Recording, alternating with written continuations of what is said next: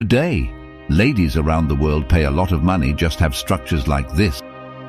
But in her case, she was used and abused even after her death for having this. The case of Saartjie Baartman, also known as Hottentot Venus, is a typical case of another form of horrible African slavery experience. So many people do not know about Saartjie Baartman, the lady with the largest buttocks, or the experience she had in the hands of her slave masters simply because she had a very large buttocks. How she ended up being exhibited as a freak show attraction in London and Paris, and what they actually did with her body after her death. These and many more are what we are going to expose in this video. But before we proceed with the video, please, if you haven't subscribed yet and you found value in this video, kindly hit that subscribe button, give this video a thumbs up, share your opinion in the comment section below, and a big thank you to all our amazing subscribers. Please don't forget to share this video with your friends and spread the love. Your support means the world to us. Saartjie was born into a family of cattle herders in 1789 at the Gamtus River in the Eastern Cape. Saartjie experienced full-time hardship in life. This is because she was orphaned as a teenager, with her mother dying when she was just 2 and her father when she was a teenager. Saartjie's mother is a native of the oldest tribe in South Africa known as Khoi tribe. There were 2 physical features that beautified the women of this tribe at that time. 1. Lighter skin tone, and 2. Well-developed hips. Saartjie, being a daughter to a Khoi tribe woman, also possessed as a heritage from her mother a well-developed large buttocks, medically known as steatopedia. This is a state in which a woman accumulates substantial amount of adipose tissue on the buttocks and thighs. Sometimes the tissue extends to outside and front of the thighs. This results in giving the woman a curvaceous figure. Saartjie, possessing the beautiful look, made her a fascinating being to the European colonizers of the early 19th century. The Europeans categorized her as a subhuman out of racial sentiments. This made them unleash the greatest physical exploitation on her. As poor as she was as an orphan, Saartjie was working as a domestic worker in Cape Town in the house of a Dutch doctor and staff of Royal Navy named William Dunlop, after he purchased her from an African farmer of Khoi tribe, her previous employer. Ever since Dunlop's purchase, Saartjie's predicament multiplied in folds. Dunlop used Saartjie as his slave and hot servant in Cape Town for a while before taking her to London. In 1810, Dunlop and his partner, a mixed-race entrepreneur named Hendrik Caesars, had to travel back to London with Saartjie and convinced her to sign a contract with them to be used as a freak show attraction.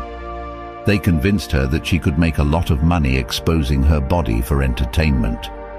The unsuspecting Saartjie, with her timidity, agreed and signed the contract written by Dr. Dunlop, not know it was more like a Greek gift. The terms of the contract were false, and Saartjie Baartman remained enslaved for the rest of her life.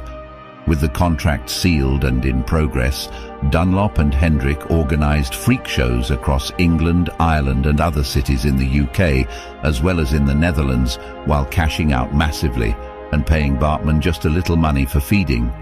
Saartjie was made to appear with very scanty clothing on her body, while the public paid to see and play with her body.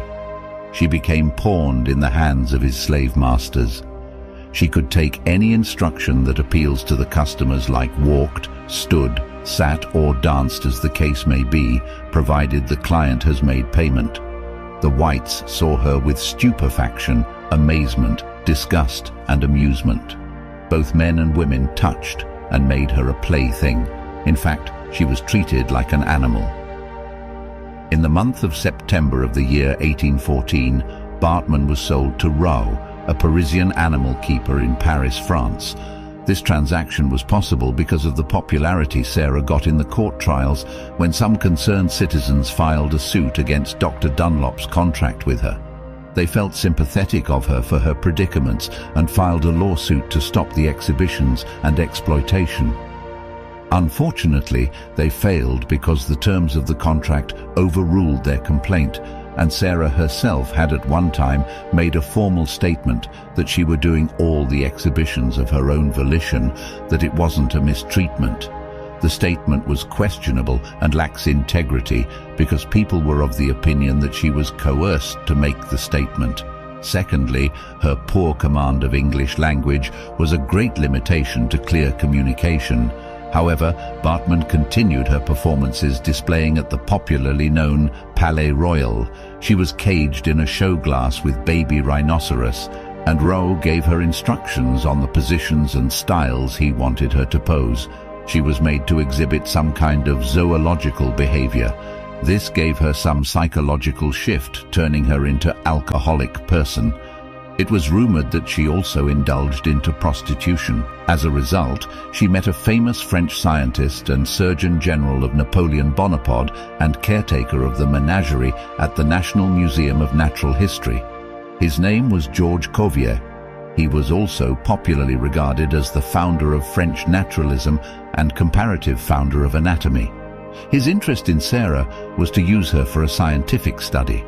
Cuvier made observations resulting in a statement about her anatomy and movements such as something brusque and capricious about them resembling those of monkeys. Baartman suddenly became a trending gist among the French scientists and formed the subject of scientific paintings in Paris. These paintings would become monuments if the story science-based racial discrimination. Cuvier, in his quest to confirm his theory, which states that Africans were scientifically close to animals than they are to humans, wanted inspecting the Baartman's reproductive organ to check the presence of elongated labia. However, Baartman refused him seeing her reproductive organ. These exploitation continued until when she unfortunately gave up the ghost on the 29th of December 1815 in Paris at the age of 26. She died of pneumonia, syphilis or alcoholism, and also died in poverty. Although she was dead, Cuvier went on to dissect her body to continue with his research.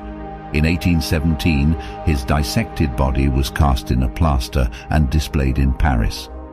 In his research work, he established that the blacks are perpetually inferior to the whites. In 1975, the private's brain skeleton and the plaster cast of her body were exposed to the public in Paris. Although, after several complaints, the feminists in 1970s argued that the exhibition was destructive and demeaning to women. In 1974, the remains were finally removed from the public view, and France retained ownership until in 1994, when Nelson Mandela became the president of South Africa. He requested the French government to return Baartman's remains. The French government only agreed and returned her body in the year 2022. On the South Africa Women's Day, her body was buried in Cape Town. After 200 years she died. The former president of SA Tharbone Mbeki declared Sarah's resting place a national heritage site. As a reward for her tortures, humiliation and enslavement, Sarah was declared an iconic symbol for the dark African colonial past. You see, Sarah's enslavement shows how the Europeans abhor the blacks.